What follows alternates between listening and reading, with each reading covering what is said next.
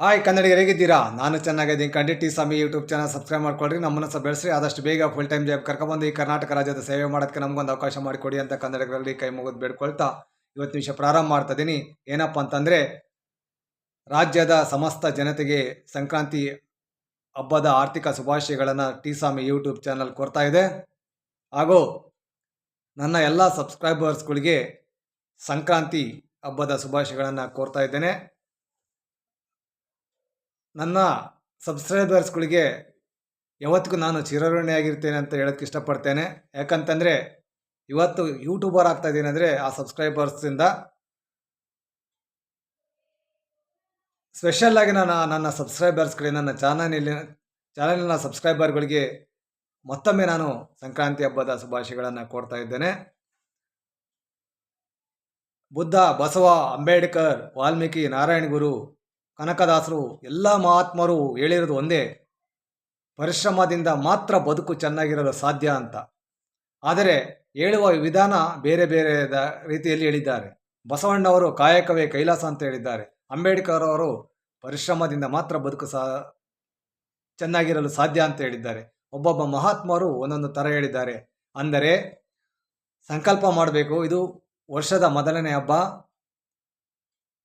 ತಾಳ್ಮೆ, ಸಂಯಮ, ಪರಿಶ್ರಮದಿಂದ ಮಾತ್ರ ಒಬ್ಬರ ಬದುಕು ಚೆನ್ನಾಗಿರಲು ಸಾಧ್ಯ ಅನ್ನೋದಕ್ಕೆ ನಾನೇ ಕಾರಣ.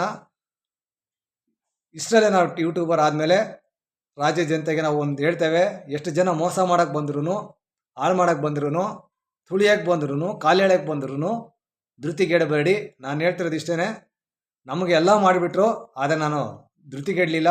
ತಾಳ್ಮೆ, ಸಂಯಮ ಮತ್ತು ಕಾಯಕವೇ ಕೈಲಾಸ, ಪರಿಶ್ರಮದಿಂದ ನನ್ನ ಸ್ಟೇಟಸನ್ನು ನಾವು ರೂಪಿಸ್ಕೊಳ್ತಾ ಇದ್ದೇವೆ.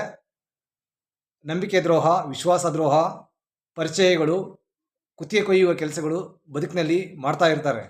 ಅದಕ್ಕೆಲ್ಲ ಧೃತಿಗೆಡಕ್ಕೆ ಹೋಗಬೇಡಿ. ದುಡಿತಾ ಇರ್ರಿ, ಚಿಂತೆ ಮಾಡಬೇಡಿ.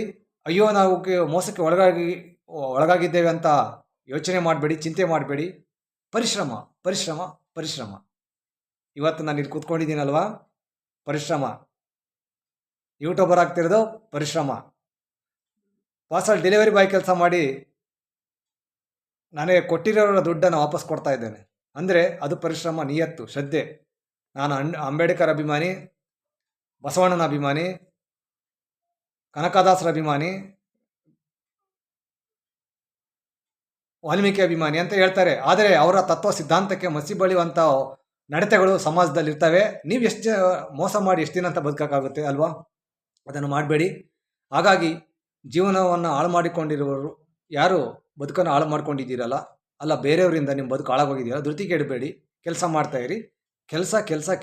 ಕೆಲಸದಿಂದಲೇ ಉತ್ತರ ಕೊಡಬೇಕು. ಪರಿಶ್ರಮ ಪಟ್ಟಾಗ ಮಾತ್ರ ಬದುಕು ಚೆನ್ನಾಗಿರಲು ಸಾಧ್ಯ ಅಂತ ಹೇಳ್ತಾ 2026 ಸಂಕ್ರಾಂತಿ ಹಬ್ಬದಂದು ನಾನು ಈ ಮಾತನ್ನು ನಿಮ್ಗೆ ಹೇಳ್ತಾ ಇದ್ದೀನಿ. ಯಾಕಂತಂದರೆ ನಾವು ಬದುಕನ್ನು ಹಾಳು ಮಾಡ್ಕೊಂಡ್ರೂ ಧೃತಿಗೆಡಲಿಲ್ಲ. ತಾಳ್ಮೆ, ಸಂಯಮದಿಂದ ಕಾಯಕ 24 ಗಂಟೆ ಕಾಯಕ ಮಾಡಿ ಬದುಕನ್ನು ಚೆನ್ನಾಗಿಟ್ಕೊಂಡಿದ್ದೇನೆ. ನನ್ನ ವಿರೋಧಿಗಳಿಗೆ, ಶತ್ರುಗಳಿಗೆ ತೋರಿಸೋದಿದ್ದೇನೆ. ಹಿಂಗೆ ಪ್ರತಿಯೊಬ್ಬರು ಛಲ ತೊಡಿ ಅಂತ ಹೇಳ್ತಾ 2026ರಲ್ಲಿ ಎಲ್ಲರಿಗೂ ಒಳ್ಳೆಯದಾಗಲಿ. ರೈತರಿಗೆ, ಎಸ್ಪೆಷಲಿ ಕಾರ್ಮಿಕರ ವರ್ಗದವರಿಗೆ ಭಗವಂತ ಆರೋಗ್ಯ ಐಶ್ವರ್ಯ ಕೊಡಲಿ ಅಂತ ಹೇಳ್ತಾ ಇವತ್ತು ನೋಡಿ ಮುಗಿಸ್ತೀನಿ ಕಣಿಗರೆ. ಇಷ್ಟಲ್ಲೇ ನನ್ನ ಚಾನಲು ಕರ್ನಾಟಕದಲ್ಲಿ ದೊಡ್ಡ ಮಟ್ಟದಲ್ಲಿ ಕೆಲಸಕ್ಕೆ ಇಳಿಯುತ್ತೆ. ನಿಮ್ಮ ಆಶೀರ್ವಾದ ಬೇಕು ಅಂತ ಕನ್ನಡಿಗರಲ್ಲಿ ಮತ್ತೊಮ್ಮೆ ಆರ್ಥಿಕ ಶುಭಾಶಯಗಳನ್ನು ಹೇಳ್ತಾ ಈ ವಿಡಿಯೋ ಮುಗಿಸ್ತೀನಿ ಕಣಿಗರೆ. ನಮಸ್ಕಾರ.